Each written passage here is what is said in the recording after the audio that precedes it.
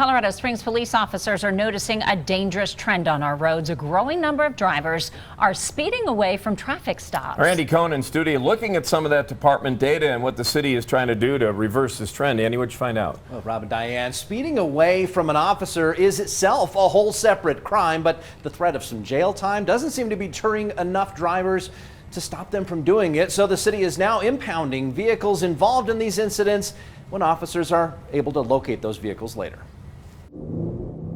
This video was shared with News 5 by the Pueblo Police Department and shows a crime that officers warn is growing in Colorado Springs. Drivers fleeing from traffic stops. We put on the red blues. You're required to move over, and these folks pick up their speed. They turn off their lights. They run red lights or stop signs, any of those things. Colorado Springs changed its police chase policy in 2018 to have officers call off a chase when the only crime involved is the traffic violation. Police chases do still happen. So somebody's just committed murder and they're going down the street and said they're going to do, we're chasing them. He told City Council last month that the number of drivers eluding officers has nearly doubled since that new chase policy was enacted.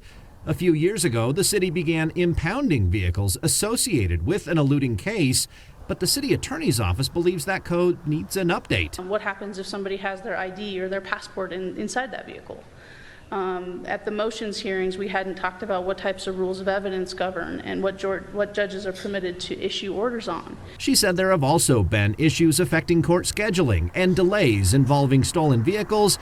The city wants to streamline the process for getting an impounded vehicle back to its rightful owner.